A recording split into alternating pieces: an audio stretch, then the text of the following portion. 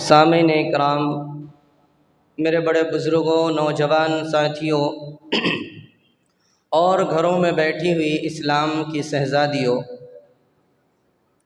मैंने जो कुरान करीम की आयत करीमा तिलावत फरमाई, इन आयात के अंदर अल्लाह तबारक व तआला ने क़यामत तक आने वाले अहवाल को ज़िक्र फरमाया और उसकी निशानियों को बताया। और जब क़यामत तक जितने फितने रोनुमा होंगे, जितनी अलामतें इस क़यामत तक आने वाली होगी, उन तमाम अलामतों में, उन तमाम फितनों में सबसे बड़ा फितना इस दुनिया के अंदर दो फितने रोनुमा होने वाले हैं।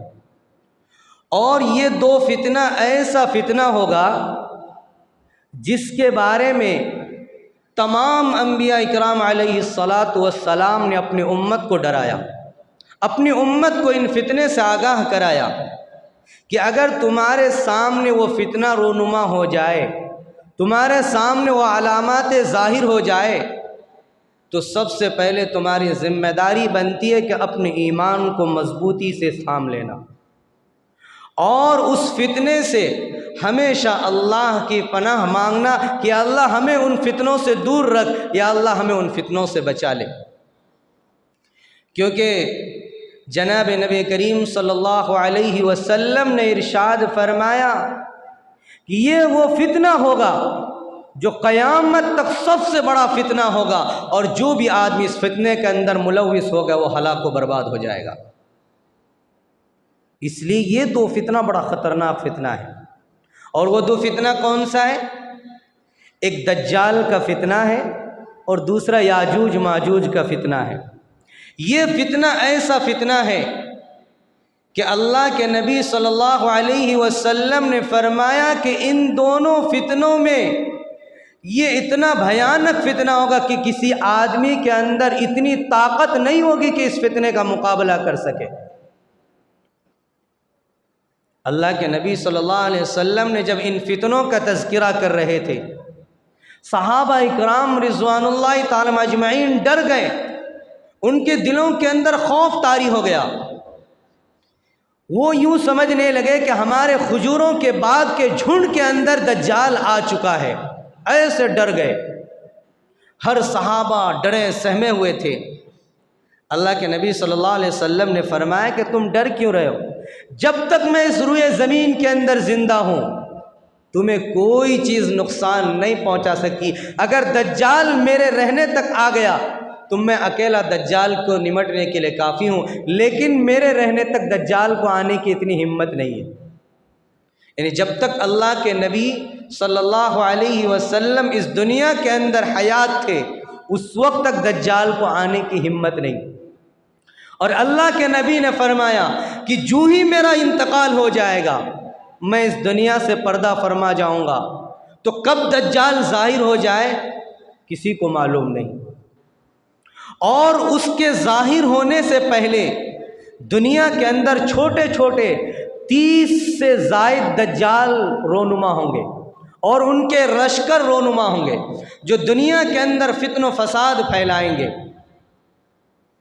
आज मुअर्रिखीन जो तारीख़ लिखते हैं उन्होंने फरमाया कि दज्जाल के एक नस्ल ये इसराइल भी है, ये चीन भी है, ये अस्फ़हान के लोग भी हैं और तुर्क के वो लोग भी हैं जो काफिर हैं, जो ईमान वाले नहीं हैं। क्योंकि अल्लाह के नबी सल्लल्लाहु अलैहि वसल्लम ने इरशाद फरमाया कि जब दज्जाल खुरासान के मैदान से निकलेगा, इराक़ और शाम के बीच में जो इलाका है खुरासान का, वहाँ से जो दज्जाल नमूदार होंगे उनके साथ यहूदियों के 70,000 फौज होंगे। अपने साथ 70,000 यहूदियों को लेकर निकलेंगे। उसके बाद दज्जाल के साथ 70 लाख फौज जमा हो जाएंगे। 70,000 से 70 लाख तक पहुँच जाएंगे। अब इतनी बड़ी तादाद होगी दज्जाल की, और दज्जाल को अल्लाह तबारक व तआला ऐसी ताकत अता फरमाएंगे कि जो खर के आदत हर चीज़ वो करके दिखाएंगे। लेकिन इस दज्जाल को और याजूज माजूज को समझने के लिए सबसे पहले हमें हज़रत ज़ुल्क़रनैन को समझना पड़ेगा।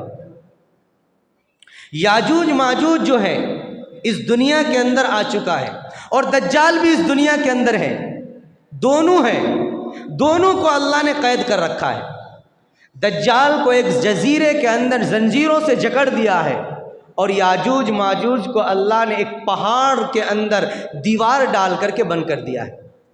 इन दोनों को समझने के लिए सबसे पहले हमें हज़रत ज़ुल्क़रनैन रज़ी अल्लाह ताला अन्हु या अलैहिस्सलातु वस्सलाम को समझना पड़ेगा।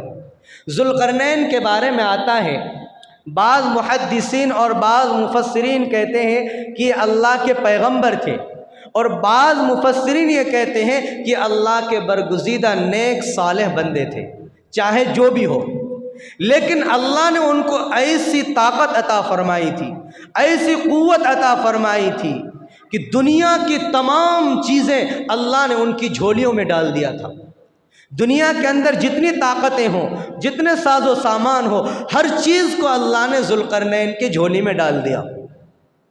ज़ुल्क़रनैन एक ऐसा बादशाह गुज़रा है, एक ऐसा आदिल और मुनसिफ मुस्लिम हुक्मरान गुज़रा है जो मशरिक़ से लेकर मगरिब तक, शिमाल से लेकर जुनूब तक, आधी से पूरी दुनिया तक का सफ़र किया है। जहाँ से सूरज निकलता है और जहाँ सूरज गुरूब होता है वहाँ तक का सफ़र हज़रत ज़ुल्क़रनैन ने किया है, जिसको कुरान ने बयान फरमाया। और ये यहूदियों ने सबसे पहले हमारे नबी सल्लल्लाहु अलैहि वसल्लम से ये आकर सवाल किया कि ए मोहम्मद, तू जो नबी होने का दावा करता है, क्योंकि हज़रत ज़ुल्क़रनैन का जो ज़माना था वो हज़रत ईसा अलैहिस्सलातु वस्सलाम से 300,000 साल पहले का ज़माना था।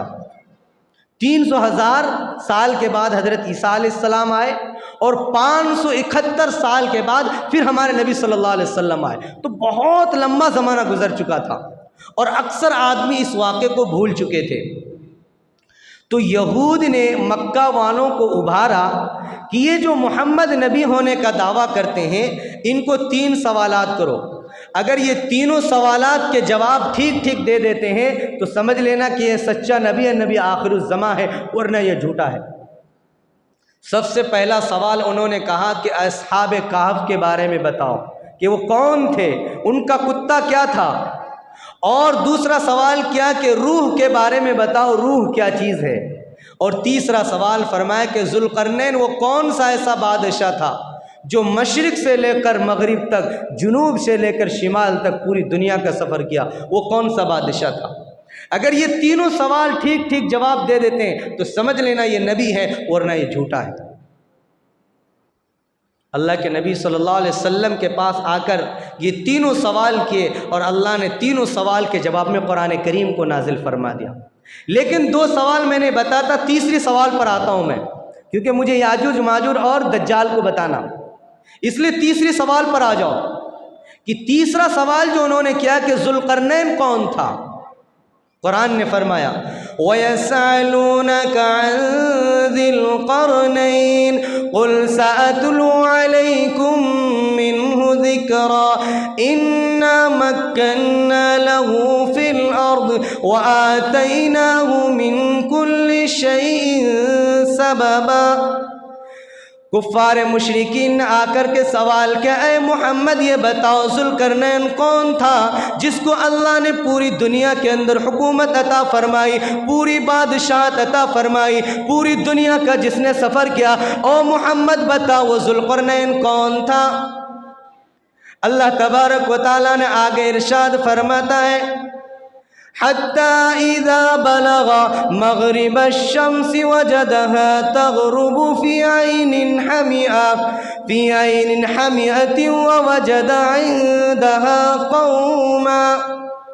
अल्लाह तबारक व तआला आगे फरमाता, ऐ मोहम्मद इन काफिरों को भी जवाब दे दो, इन यहूदियों को भी जवाब दे दो कि ज़ुल्क़रनैन मेरा वो नेक साले बंदा था। हत्ता इज़ा बलगा मग़रिब अश-शम्स वजदहा, कि मेरा वो बंदा जब सफ़र करने लगा, दुनिया को तय करने लगा, तो एक ऐसी जगह पर पहुँचा जहाँ सूरज को गुरूब होता हुआ उन्होंने पाया। हत्ता इदा बलगा मगरिब शम्स वजदहा तगरुबु फी ऐनिन हमियति व वजदा इंदहा कौमा। हज़रत ज़ुल्क़रनैन जब मगरिब का सफ़र किया, सबसे पहले कुरान ने मगरिब का सफ़र को जिक्र किया कि जब मगरिब का सफ़र किया कि एक ऐसी वादी पर पहुंचा, एक ऐसे समंदर पर पहुंचा जहां का पानी बिल्कुल काला था और उसी पानी के अंदर सूरज गुरूब होता जा रहा था। हत्ता इज़ा बलगा मगरिब शम्स वजदहा तगरुबु फी ऐनिन हमियति व वजदा इंदहा कौमा। जब वहाँ पहुँच गया तो वहाँ एक ऐसी कौम को पाया जो काफिर व मुशरिक कौम थी, जो अल्लाह को न मानने वाली कौम थी। अल्लाह तबारक व तआला ने हज़रत ज़ुल्क़रनैन को उस कौम के बारे में इख्तियार दिया। कुरान ने आवाज़ लगाई, क़ुल्ना या ज़ुल्क़रनैनी इम्मा अन तुअद्दिब व इम्मा अन तत्तख़िज़ फ़ीहिम हुस्ना क़ाल अम्मा मन ज़लम फ़सौफ़ नुअद्दिबुहु। अल्लाह तबारक व तआला ने हज़रत ज़ुल्क़रनैन को इख्तियार दिया कि ज़ुल्क़रनैन, ये जो काफिर हैं, ये जो मुशरिक हैं, तुम्हारे इख्तियार में है। चाहे तो तुम इनको सज़ा दो, कत्ल कर दो, या इनके साथ एक अच्छा मामला, एक हुस्न अखलाक का मामला करो। व अम्मा मन ज़लम फ़सौफ़ नुअज़्ज़िबहु। हज़रत ज़ुल्क़रनैन ने कहा कि अल्लाह, अगर मैंने पहले इनको कत्ल कर दिया, ईमान की दावत न दी, तो फिर मैं जुल्म करने वालों में से हो जाऊंगा। इसलिए ए अल्लाह, जिस तरह आपके तमाम अंबिया का इकराम अलैहिस्सलातु वस्सलाम का ये तरीक़ा रहा है कि जिस कौम पर, जिस काफिरों मुशरिक के मुल्क में पहले हमला करते थे तो सबसे पहले उनको ईमान की दावत देते थे, इसलिए ए अल्लाह, सबसे पहले मैं इनको ईमान की दावत दूंगा, ईमान की तरफ बुलाऊंगा। जो ईमान को इख्तियार करेगा मैं उनके साथ हुस्न सलूक का मामला करूंगा, ज़मीन के इख्तियारात उनके हाथ में दे दूंगा। अगर वो ईमान नहीं लाता है तो या अल्लाह, उसको ऐसी दर्दनाक सज़ा दूंगा कि वो मौत को भी मौत पुकारेगी, फिर भी उनको मौत नहीं आएगी। ऐसी दर्दनाक सज़ा देकर मैं उनको हलाक कर दूंगा और फिर उनको आपके पास भेज दूंगा। फिर आप उनके साथ जो मामला करेंगे वो आप बेहतर जानते हैं। तो हज़रत ज़ुल्क़रनैन जो सबसे पहला सफ़र किया मगरिब की तरफ, जहाँ सूरज गुरूब हो रहा था, तो दो इख्तियार किया। तो वहाँ के जो कौम थी जिन्होंने ईमान इख्तियार किया, जिन्होंने इस्लाम को कबूल किया, ज़ुल्क़रनैन ने वहाँ उन लोगों को हाकिमियत अता फरमा दी। फिर आगे कुरान फरमाता है, सुम्मा अत्बअ सबबा। फिर ज़ुल्क़रनैन वहाँ से लौटकर मशरिक़ की तरफ चलना शुरू किया, क्योंकि पूरी दुनिया के अंदर उसने अपनी हुकूमत को जमा दिया था और पूरी दुनिया के अंदर अदल व इंसाफ को फैला दिया था। ज़ुल्क़रनैन अल्लाह का वो नेक और बरगुज़ीदा बंदा था कि इससे बड़ा बादशाह दुनिया के अंदर कोई नहीं गुजरा है। अल्लाह तबारक व तआला ने ज़ुल्क़रनैन के साथ हवाओं को लगा दिया था। जिस तरह हज़रत सुलेमान अलैहिस्सलातु वस्सलाम के ताबे अल्लाह ने हवा, पानी, जिन्नात, चरिंद परिंद सबको दे दिया था, इसी तरह अल्लाह ने ज़ुल्क़रनैन के साथ हवाओं को और बादलों को लगा दिया था। हज़रत ज़ुल्क़रनैन जब सफ़र करते थे, बादलों को हुक्म देते थे, बादल उड़ा करके जहाँ का उनका इरादा होता था वहाँ पहुँचा देते थे। अल्लाह ने वो ताकत अता फरमा दी। जब मगरिब से निमटे ज़ुल्क़रनैन, वहाँ के अंदर, वहाँ के हुकूमतों के अंदर अदल इंसाफ को कायम कर दिया। फिर वहाँ से लौट कर मशरिक़ की तरफ लौट गए। कुरान फरमाता है, हत्ता इज़ा बलगा मत्लिअ अश-शम्स वजदहा तत्लु अला कौमिन लम नजअल लहुम सद्दा।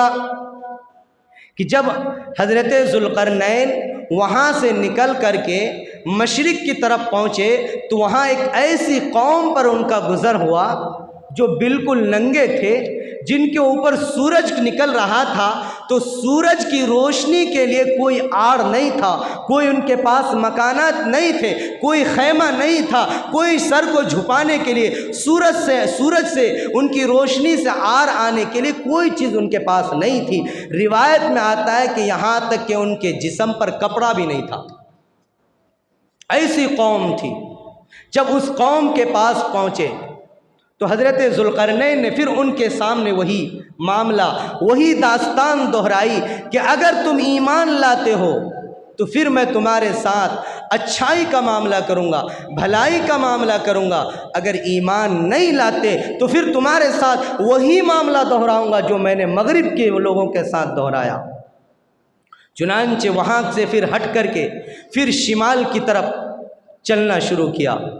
सुम्मा अतबा सबबा, फिर एक दूसरा रास्ता लिया। वाक़या बड़ा लंबा है, मैं शॉर्ट सुनाना चाहता हूँ क्योंकि मुझे याजूज माजूज पर आना है और ज़ुल्क़रनैन को समझना बहुत ज़रूरी है याजूज माजूज के लिए, और दज्जाल को भी समझने के लिए इसी पर मौक़ूफ़ है, इसलिए मैं शॉर्ट करके सुनाता हूँ। फिर जब तीसरा रास्ता लिया, सुम्मा अतबा सबबा हत्ता इज़ा बलग़ बैन अस्सद्दैन वजदहा मिन कौमिहा सितरा, जब वहाँ से शिमाल की तरफ और जब रास्ता इख्तियार किया तो हज़रत ज़ुल्क़रनैन देखा कि एक ऐसी कौम है जो बातों को नहीं समझती, जो बातों को समझने के लिए तैयार नहीं।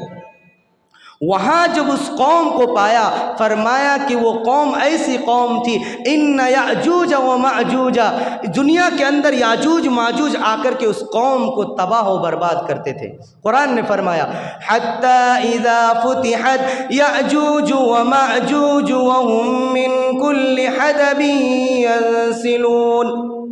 याजूज माजूज का फितना दुनिया के अंदर इतना बड़ा फितना होगा कि अल्लाह ताला हज़रत ईसा अलैहिस्सलातु वस्सलाम जो दज्जाल को कत्ल करने के लिए आएंगे उनसे भी कहेंगे, ए ईसा अपने मानने वालों को लेकर कोहे तूर पर चढ़ जाओ, पहाड़ पर चढ़ जाओ, क्योंकि मैं एक ऐसी मखलूक को दुनिया के अंदर डालने वाला, दुनिया के अंदर नाजिल करने वाला जिससे मुकाबले के लिए अंदर तुम्हारे अंदर भी ताकत नहीं।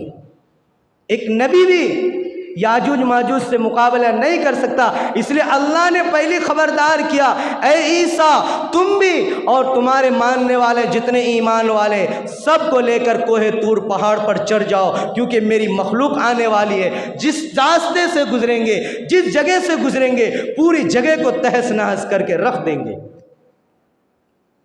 इन्ना याजूज व माजूज लमुफ्सिदून फिल अर्द, जब वो ऐसी कौम पर पहुँचे, हत्ता इज़ा बलग़ बैन अस्सद्दैन वजदहा मिन कौमिहा सितरा, तो उस कौम ने हज़रत ज़ुल्क़रनैन से जब बात की, क्योंकि वो कौम ऐसी कौम थी जो हज़रत ज़ुल्क़रनैन की बात समझने के लिए तैयार नहीं थी, क्योंकि वो कौम जो थी याजूज माजूज से ससाई हुई कौम थी। याजूज माजूज हमेशा उस कौम को परेशान करती थी। तो जब ज़ुल्क़रनैन जो शिमाल का रुख किया, उस कौम पर पहुंचा, दुनिया के आखिरी किनारे पर पहुंचा, तो उस कौम ने कहा कि ए ज़ुल्क़रनैन, अल्लाह ने आपको दुनिया के अंदर हाकिमियत अता फरमाई, दुनिया के अंदर अल्लाह ने आपको अदल व इंसाफ के लिए भेजा है। हमारी आपसे एक रिक्वेस्ट है, एक गुजारिश है कि ये जो दो पहाड़ी है, ये जो दो पहाड़ी है, इस पहाड़ के पीछे याजूज माजूज रहते हैं। वो अचानक रात के हम पर आते हैं और हमला आवर होकर हमारे जानवरों को खा जाते हैं, हमारे बच्चों को कत्ल कर देते हैं, हमारी औरतों को तबाह कर देते हैं। हमारी एक रिक्वेस्ट है कि आप इन दो पहाड़ियों के दरमियान जो खुला हुआ रास्ता है, इस रास्ते को बंद कर दो, इस रास्ते को बंद कर दो। हम आपसे यही गुजारिश करते हैं, अगर आप ये चाहते हैं कि आपके रास्ते को दीवार के लिए हम चंदा इकट्ठा करें, तो हम चंदा इकट्ठा करने के लिए तैयार हैं, आपको देने के लिए तैयार, आप इस रास्ते को बंद कर दें। हज़रत ज़ुल्क़रनैन ने फरमाया, तुम्हारे चंदे के हमें ज़रूरत नहीं, तुम्हारे माल की भी हमें ज़रूरत नहीं, हमें तो सिर्फ तुम्हारी जान की ज़रूरत है कि तुम अपने हाथों से मेरी मदद करो, तुम मजदूरी का काम करो। अल्लाह ने जो माल और दौलत मुझे अता करी है, अल्लाह ने जो साजो सामान दिया है, वो दुनिया और दुनिया के तमाम साजो सामान से बेहतर है। अल्लाह ने मुझे दुनिया की सारी चीज़ें, सारी दौलत अता फरमा दी है। बस तुम्हारी एक रिक्वेस्ट है कि मेरी ये मदद करो कि जो दीवार तुम खड़ी करने के लिए कह रहे हो, इस दीवार को खड़ी करने के लिए मेरी मदद करो। चुनांचे हज़रत ज़ुल्क़रनैन रज़ी अल्लाह ताला अन्हु ने उस दोनों पहाड़ों के दरमियान एक दीवार खड़ी कर दी, और ऐसी दीवार खड़ी की कि जो दो पहाड़ों की चोटी थी उनसे भी ज़्यादा बुलंद कर दी। जब वो दीवार खड़ी होकर तैयार हो गई तो हज़रत ज़ुल्क़रनैन ने कहा कि ऐ लोगों, अपने अंदर जितने शीशा है उन शीशों को पिघलाओ, उन तांबा को पिघलाओ। जब वो तांबा और शीशा को पिघलाया गया, फिर उस तांबे और शीशे को पिघलाकर उस दीवार के अंदर उंडेल दिया गया। उस दीवार को शीशा और तांबा पिघला करके दीवार को बंद कर दिया। उसके बाद फरमाया क़ाला हादा रहमतुम मिर रब्बी, ये मेरी रब की रहमत है कि जो इतनी बड़ी दीवार मैंने खड़ी कर दी, वरना मेरे अंदर इतनी ताकत नहीं थी, इतनी क़ुव्वत नहीं थी। अल्लाह ने मुझे तौफ़ीक़ दी, अल्लाह ने मेरे अंदर हिम्मत और हौसला अता फरमाया कि मैंने एक जालिम, एक खूंखार दरिंदा कौम को पहाड़ के उस पार धकेल करके मैंने पहाड़ों के बीच में दीवार खड़ी करके बंद कर दिया। इसलिए फरमाया क़ाला हादा रहमतुम मिर रब्बी फ़इज़ा जाअ वादु रब्बी हक़्क़ा, जब मेरा रब का वादा सच्चा है, जब मेरा रब का वादा पूरा होगा क़यामत के करीब, जब मेरा रब चाहेगा इस दीवार को तोड़ देंगे और याजूज माजूज को बाहर निकाल देंगे। अल्लाह के नबी सल्लल्लाहु अलैहि वसल्लम एक मर्तबा रात में सो रहे थे। हज़रत ज़ैनब बिन्त जहश रज़ी अल्लाह ताला अन्हा फरमाती है कि हमारे नबी सल्लल्लाहु अलैहि वसल्लम बिस्तर पर आराम कर रहे थे और अचानक घबराए हुए बिस्तर से उठ गए। जब घबरा कर बिस्तर से उठे तो मेरे नबी के चेहरे के अंदर गम के आसार थे। मेरे नबी का चेहरा गम की वजह से सुर्ख और पीला होता जा रहा था और मेरे नबी घबराए हुए थे। मैंने पूछा मेरे माँ बाप कुर्बान हो या नबी अल्लाह, आपको किस चीज़ ने घबरा करके बेदार कर दिया, आप इतने परेशान क्यों हैं? तो हमारे नबी सल्लल्लाहु अलैहि वसल्लम ने फरमाया कि ए ज़ैनब, मैंने ख्वाब में देखा है कि जिसको ज़ुल्क़रनैन ने जिस दीवार को तैयार किया था उस दीवार के अंदर आज सुराख हो गया है। अल्लाह के नबी ने अपने दोनों उंगलियों से इतना मिलाकर कहा कि ये जो इतना सुराख है, इतना सुराख उस दीवार के अंदर हो गया है। अब मैं समझ गया कि फितना याजूज माजूज और फितना दज्जाल बिल्कुल करीब है, क्योंकि सुराख होने का मतलब ये है कि अब उनका निकलने का वक्त बिल्कुल करीब हो गया। और ए ज़ैनब सुन ले, उस सुराख का मतलब ये है कि पूरे जज़ीरतुल अरब के अंदर अब फितना फैल जाएगा, पूरे जज़ीरतुल अरब के अंदर अब अय्याशियाँ आ जाएगी, लोग अल्लाह के दीन से दूर होते जाएंगे। ए ज़ैनब सुन ले, क़ुर्ब क़यामत बिल्कुल करीब है। अल्लाह के नबी सल्लल्लाहु अलैहि वसल्लम ने फरमाया कि जब याजूज माजूज सद्दे सिकंदरी, यानी सद्दे सिकंदरी मतलब हज़रत ज़ुल्क़रनैन का दूसरा नाम सिकंदर भी है, उनको सद्दे सिकंदर के भी नाम से जानते। मुअर्रिखीन ने लिखा है कि ये जो दीवार जो अल्लाह ने बनाई थी ज़ुल्क़रनैन के ज़रिए, बहुत सारी रिवायात हैं। एक रिवायात ये है कि ये चीन के अंदर एक पहाड़ है जो समंदरों के बीचों बीच वो पहाड़ है, एक तरफ समंदर है, दूसरी तरफ वो दो पहाड़ हैं। उसी पहाड़ के पीछे अल्लाह ने ज़ुल्क़रनैन के ज़रिए उस याजूज माजूज को बंद किया है। एक रिवायत ये है कि मुल्क अस्फ़हान के अंदर एक पहाड़ है, उस पहाड़ के अंदर सद्दे सिकंदरी है जिसको ज़ुल्क़रनैन ने तैयार किया है। लेकिन रिवायात मुख्तलिफ है। बाज़ मुअर्रिखीन ने कहा है कि ज़ुल्क़रनैन ने जिस सद्दे सिकंदरी को तैयार किया है वो चीन का ही पहाड़ असल पहाड़ है, जो चीन के अंदर जो बचा कुचा आदमी है, क्योंकि याजूज माजूज के 10 कबीले थे, उन 10 कबीले में से 9 कबीलों को अल्लाह ताला ने उस सद्दे सिकंदरी के पीछे बंद कर दिया, जो सबसे ज़्यादा खूंखार दरिंदा था। एक कबीला छूट गया। बाज़ ने कहा कि ये चीन और इस्राइल की कौम ही याजूज माजूज की नस्ल से है। याजूज माजूज का जो जद्द अमजद है वो हज़रत नूह अलैहिस्सलातु वस्सलाम के बेटे हज़रत याफ़स बिन नूह अलैहिस्सलातु वस्सलाम की नस्ल से है। याजूज माजूज हज़रत याफ़स, नूह अलैहिस्सलातु वस्सलाम के बेटे याफ़स नाम है, उन्हीं की नस्ल से याजूज माजूज को अल्लाह ने पैदा किया है। ये भी इंसान की नस्ल से है, लेकिन उसके अंदर दरिंदगी है, इंसानियत नाम की कोई चीज़ नहीं है। अल्लाह के नबी सल्लल्लाहु अलैहि वसल्लम ने फरमाया कि जब रोज़ाना जो ज़ुल्क़रनैन जिस दीवार को तैयार किया है, उस दीवार को रोज़ाना याजूज माजूज खोदते हैं, रोज़ाना खोदते हैं। और जब इतना खोद लेते हैं कि जितना कि उस बाहर से रोशनी नज़र आती है, लेकिन उनका जो सरदार है ये कह देता है कि चलो आज छोड़ दें, कल इस दीवार को फिर खोदेंगे।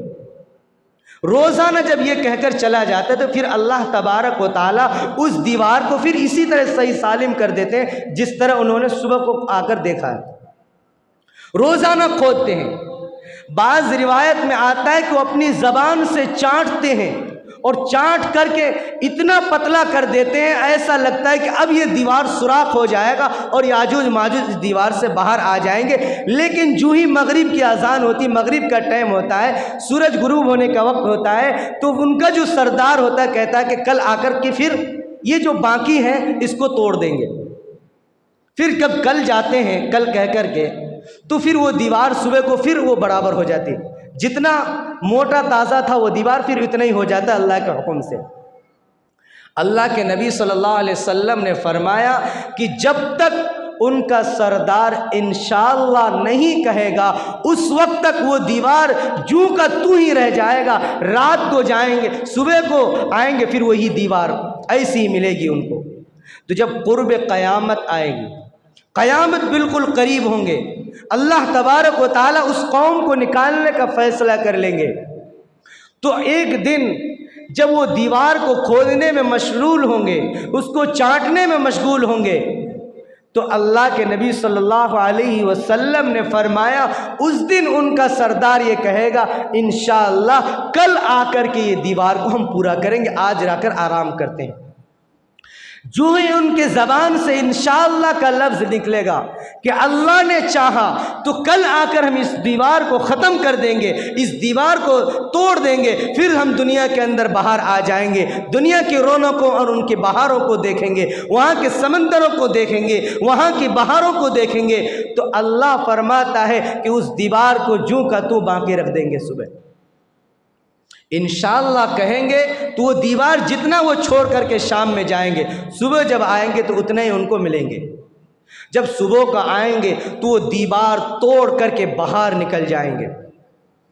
अल्लाह के नबी सल्लल्लाहु अलैहि वसल्लम ने फरमाया जब वो बाहर निकलेंगे कि उतनी उनकी तादाद इतनी बड़ी तादाद होगी कि जिस तरह शहद की मक्खी अपनी रानी मक्खियों के साथ एक भीड़ लगाकर एक झुंड के साथ घूमते हैं, अगर जिस जगह वो बैठ जाती है तो वहाँ की ज़मीन नज़र नहीं आती। टिड्डी दल जिस तरह होते हैं, जिस खेत पर बैठ जाते हैं उस खेत का नामो निशान ख़त्म हो जाता है, ऐसी टिड्डी दल की तरह, शहद की मक्खियों की तरह वो पहाड़ से बाहर निकलते फिरेंगे।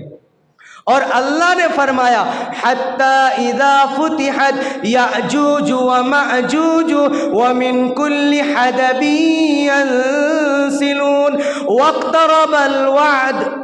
अल्लाह ने फरमाया जब मैं याजूज माजूज की दीवार को खोल दूंगा, उस दीवार को तोड़ दूंगा, तो ऐसे फिसल फिसल कर निकलेंगे जैसा कि पहाड़ों से चूंटियां फिसल फिसल के नीचे गिर रहे हैं, शहद की मक्खियों की छत्ते जैसे चलते हैं, ऐसी वो फिसल करके गिरेंगे। इतनी बड़ी तादाद उनकी होगी कि जिस जगह से जाएंगे वहाँ के आदमियों को ख़त्म कर देंगे, वहाँ की खेतियों को ख़त्म करेंगे, जिस समंदर से गुजरेंगे वहाँ के समंदरों के पानी को पी करके खुश्क कर देंगे।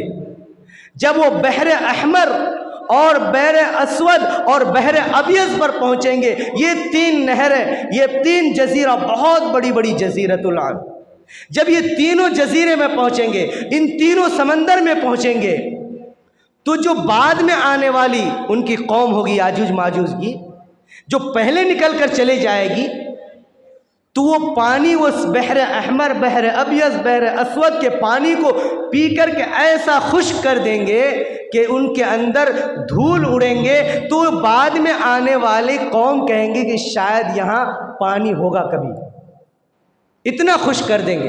अब बताओ, इससे इसका अंदाज़ा लगाइए कि वो कौम कितनी बड़ी तादाद में हो गई कि ये तीन बड़ी बड़ी समंदरों को खुश करके चले जाएंगे। और ज़मीन के अंदर कोई अनाज को बाकी नहीं रखेंगे, पूरी ज़मीन के अंदर कत्ल गारत गिरी करके तबाह व बर्बाद कर देंगे।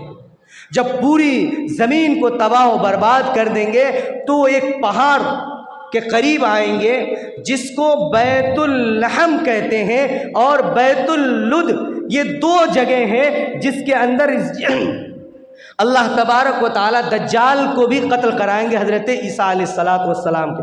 और ये दोनों जगह जो है बैतुल मक़दिस के बिल्कुल करीब है।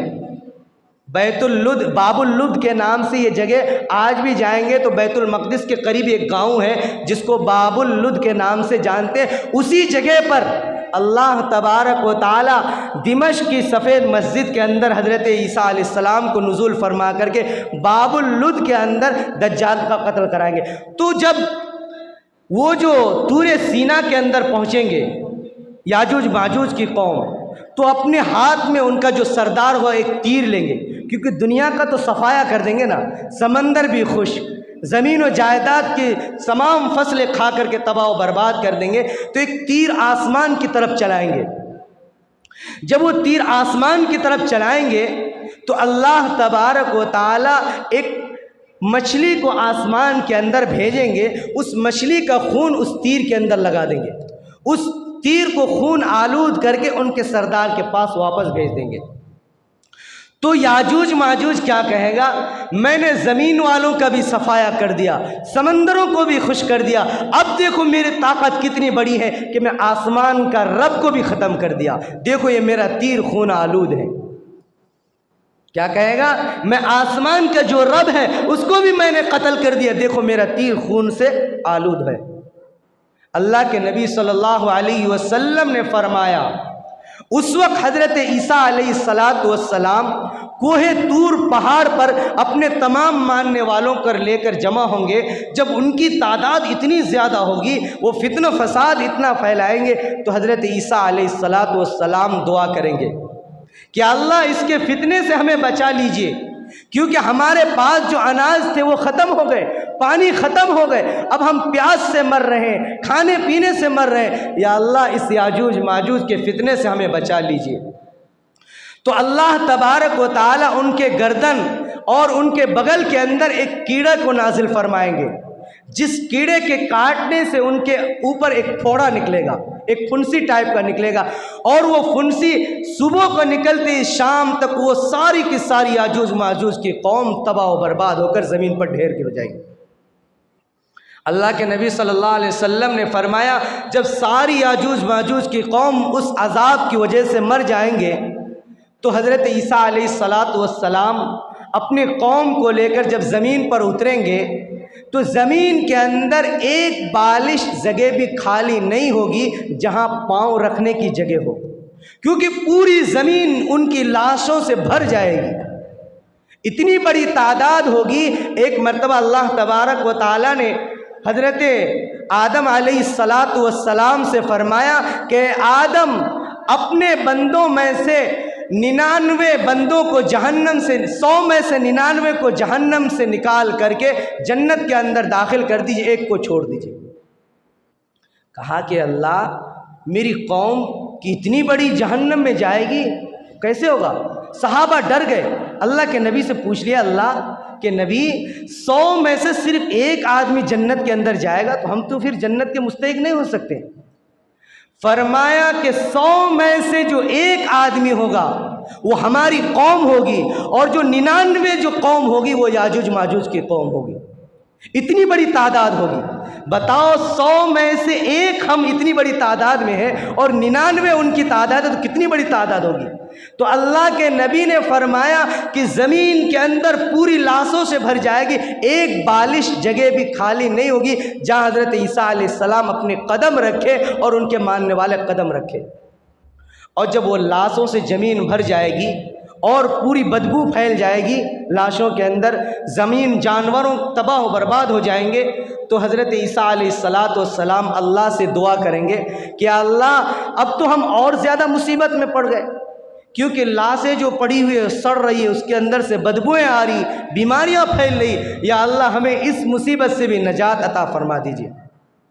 अल्लाह तबारक व तआला हज़रत ईसा अलैहिस्सलातु वस्सलाम की दुआओं को कबूल फरमाएंगे।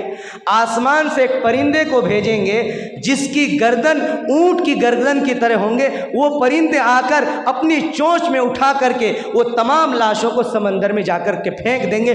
फिर अल्लाह तबारक व तआला आसमान से ऐसी तेज़ धार बारिश बरसाएंगे कि तमाम लाशों को और ज़मीन को साफ पाक और साफ कर देंगे। फिर अल्लाह तबारक व तआला उस बारिश के अंदर मुश्क की खुशबू को नाजिल फरमाएंगे, जिससे पूरी दुनिया के अंदर फिर खुशबू फैल जाएंगी। फिर उस वक्त अल्लाह तबारक व तआला उस ज़मीन के अंदर अदल व इंसाफ को कायम करेंगे हज़रत ईसा अलैहिस्सलातु वस्सलाम के ज़रिए से। अब हज़रत ईसा अलैहिस्सलातु वस्सलाम कब आएंगे और क्यों आएंगे, एक दूसरा सवाल। याजूज माजूज का सवाल तो। अब दूसरा जो कुर्ब क़यामत की जो निशानी है कि याजूज माजूज को तो अल्लाह तबारक व तआला ने फरमाया, ईसा तेरे अंदर भी इतनी ताकत नहीं है, तू पहाड़ पर चला जा। लेकिन ईसा अलैहिस्सलाम आएंगे तो क्यों आएंगे? क्योंकि जो अल्लाह के नबी ने फरमाया कि क़यामत तक आने वाले फितनों में जो सबसे बड़ा फितना होगा वो फितने दज्जाल का होगा, वो काना दज्जाल का फितना होगा। मेरे दोस्तों, ये दज्जाल का फितना इतना ज़बरदस्त फितना होगा, इतना भयानक फितना होगा कि हर कमज़ोर ईमान वाले उसके फितने में मुलव्विस हो जाएंगे।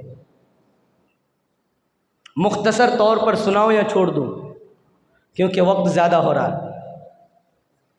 छोड़ दें क्या? आइंदा हफ्ता सुने इंशा